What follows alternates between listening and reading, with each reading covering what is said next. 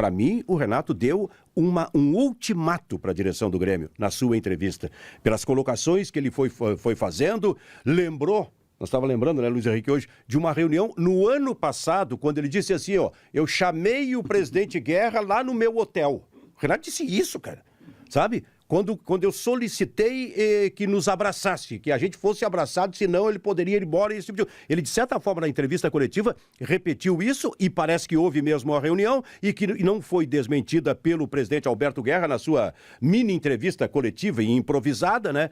E então o Renato deu esse ultimato. E quando eu falei, eu não estava querendo dizer o Grêmio sem Renato por definição, por decisão da direção do Grêmio, porque essa nunca vai demitir. Eu falei isso em função de que talvez o Renato, dando esse tipo de ultimato, pudesse estar pensando no seguinte, chegou a hora de eu ir embora. Se não me atenderem, eu vou embora. Então, por isso eu estou colocando e quero ouvir todos vocês aqui. Quem é que fala? Eu discordo de tudo que o Bruno disse.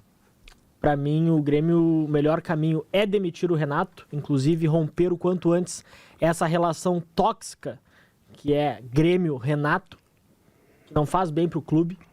Esse ponto que tu disse, Silvio, sim, do Renato cobrar a direção, isso daí é uma várzea. Como que pode um funcionário chegar pro presidente e cobrar o presidente? Nós estamos normalizando isso.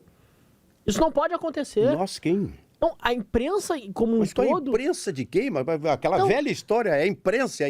Não, mas... Diga alguém, então, da imprensa. Não, mas não, é que é um consenso, assim, nós estamos, de certa maneira, normalizando o fato do Renato ter muitos poderes ao ponto de pegar e ele cobrar o presidente. Cara, nós não estamos. Eu há pouco tempo disse aqui, o Renato, incrivelmente, no ano passado, nessa entrevista de sábado, disse o seguinte, eu chamei no ano passado o presidente Alberto Guerra no meu hotel. Quase então, que ele disse, eu chamei o Guerra na minha sala. Não foi isso? Foi mais ou menos por aí, né? Nesse caminho. Não, mas é que não é uma crítica a nós, Silvio. Eu acho que eu não me fiz entender. Claro, mas tu falou imprensa. Não.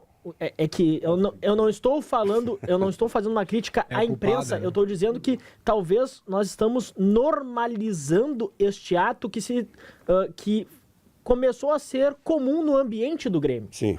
Mas, Calhau, desculpa, é que o próprio Grêmio normalizou esse fato quando comete os mesmos erros que cometeu em 2021.